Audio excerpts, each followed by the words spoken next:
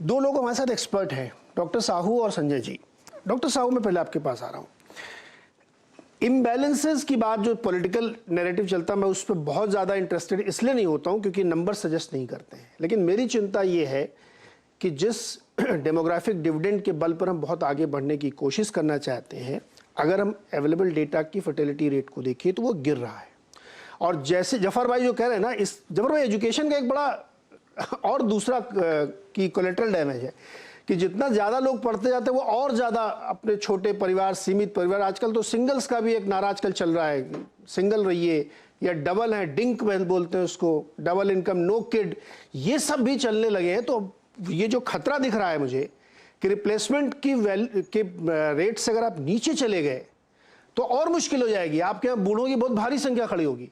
Doctor Sahu, आप कैसे analyse करते हैं, कैसे बच्चों को आप समझाते हैं कि हमारे देश की जनसंख्या का डायनेमिक्स किस तरह चल रहा है?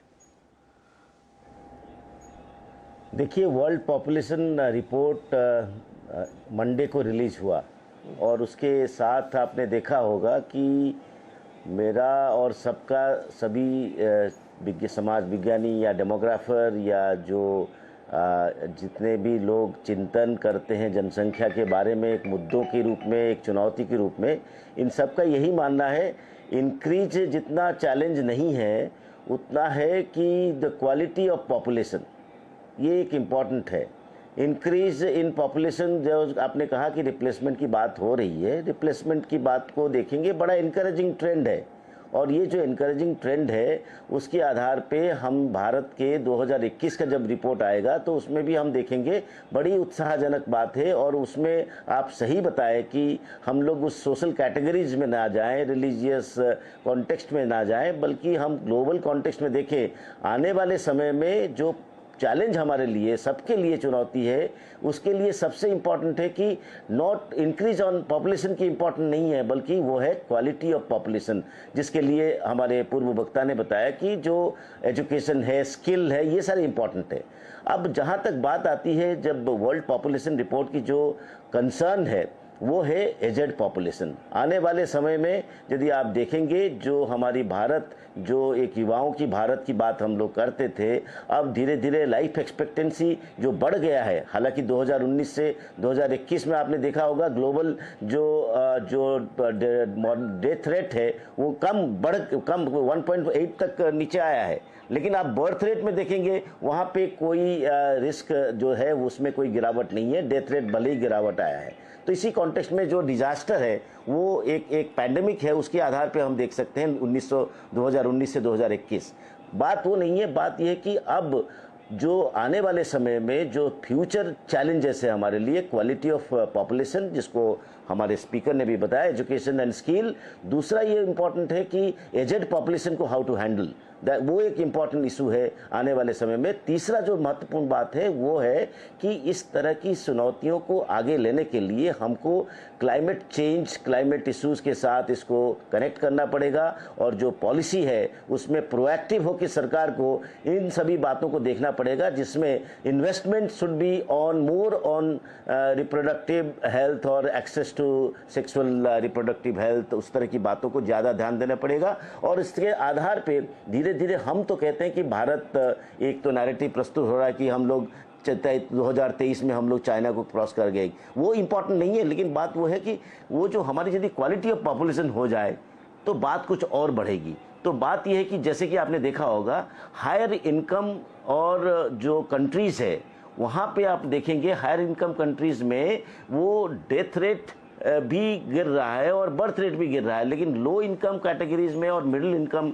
कंट्रीज वगैरह में आप देखेंगे तो वहाँ स्थिति में जो आप देख रहे हैं लाइफ एक्सपेक्टेंसी के साथ साथ जो बर्थ रेट का जो है वो नहीं है। तो कहने की मतलब ये है कि हमारे सामने चैलेंजेस अभी जो मोटी मोटी तौर पे दिखाई दे रहा है वर्ल्ड पॉपुलेशन रिपोर्ट के आने के बाद, और 2021 में जो अभी हमारी जनगणना की पूरी आंकड़े हमारे सामने प्रस्तुत होगा, तो उसमें फ्यूचर पॉपुलेशन, एजेड पॉपुलेशन को कैसे बात करें। डॉक्टर साहब, आपने दो बातें जो कही ना, उसमें एक तो जो कि क्वालिटी ऑफ पॉपुलेशन बहुत जरूरी है देखना, दूसरा आपने एक जो पॉइंट रखा है ना, वो उसको मैं आगे जब दोबारा आपके पास आऊंगा तो एक्सप्लेन को कि जो हमारी इकोलॉजी है, जो एनवायरमेंटल इश्यूज हैं, वो बहुत बड़ा चैलेंज क्रिएट कर रहे हैं अगर पॉपुलेशन कंट्रोल नहीं की। देखिए, बहुत बड़ी संख्या को मैनेज करना उसी तरीके से क्वालिटी के साथ नेक्स्ट टू इम्पॉसिबल होता है। बड़ी बड़ी कंट्रीज इस मामले में मुश्किल पेश आती है उनके लिए। लेकिन संजय जी, आपने राजनीतिक विचार भी सुने, एक्सपर्ट के व्यू भी सुने और मनु जी को भी सुना जो इसी दिशा में बहुत काम करते हैं। तो क्या हम ये जरूरी माने या समझें या इसकी ज़रूरत है कि एक जनसंख्या नियंत्रण बिल जैसा, कानून जैसा कुछ बने, लेकिन वो बनाने के बड़ा रिस्क, कैसे बनेगा, मतलब कैसे कंट्रोल किया जाएगा उसको? नहीं नीरज जी, मैंने सारे वक्ताओं की बात सुनी और मैं भी मानता हूं कि जनसंख्या विस्फोट जो आज हमारे देश में हमें देखने को मिल रहा है वो एक बड़ी समस्या है। तो मैं इस बात का पक्षधर हूं कि ये समस्या है और इस समस्या को सुलझाने का कुछ न कुछ उपाय तो होना चाहिए। अब उपाय क्या हो, तो मैं तो कम से कम अपने आप को उस खेमे में मानता हूं जो लोग मानते हैं कि कुछ न कुछ इस पर नियंत्रण होना चाहिए। अब ये नियंत्रण किस प्रकार से हो, मुझे लगता है कि कानून बनाकर इस पर नियंत्रण कर पाना। कानून किस तरह का कानून? कानून ऐसा जैसा चीन में हुआ कि एक ही बच्चा होना चाहिए, दूसरा बच्चा अगर आपके घर में हुआ, आपने पैदा किया, तो आपको एक तरह से सजा, तमाम तरह की प्यूनिटिव एक्शंस आप पे लिए जाएंगे। मैं इस तरह के कानून के पक्ष में नहीं हूँ। उसका नतीजा हमने देखा, जिसकी चर्चा अभी हो रही थी कि चीन के समाज में क्या हुआ। कुछ सालों तक ये चला, उसके बाद पूरा सामाजिक उथल पुथल हो गया। एल्डरली पॉपुलेशन, जो ओल्ड पॉपुलेशन है, उसकी संख्या बढ़ गई। इसके बाद चीन ने एक 1 चाइल्ड नॉर्म को रिलैक्स करके 2 चाइल्ड नॉर्म किया। अब 3 चाइल्ड नॉर्म भी अलाउ कर दिया। फिर भी लोग सिंगल चाइल्ड, कई सारी फैमिलीज जो सिंगल चाइल्ड कर रही हैं। मैं उस बात पर वापस आना चाहूँगा कि जनसंख्या एक बड़ी जनसंख्या एक समस्या है, इसका समाधान कैसे हो। मुझे नहीं लगता, मैं इस बात का पक्षधर नहीं हूं कि एक कड़ा कानून बनाया जाए और चीन जैसा कानून हो कि अगर आपने एक से ज्यादा बच्चे किए तो तमाम तरह की सजाएं या तमाम तरह के आपको जो फैसिलिटीज है वो रोक ली जाएंगी। मुझे लगता है इसका उल्टा करना चाहिए। अगर ऐसा परिवार जिनके एक बच्चे हो, उनको आप इंसेंटिव्स दें, तमाम तरह के इंसेंटिव्स दें, तो शायद ये एक पॉजिटिव अप्रोच लेकर के अगर सरकार चले तो शायद इसमें विरोध कम होगा।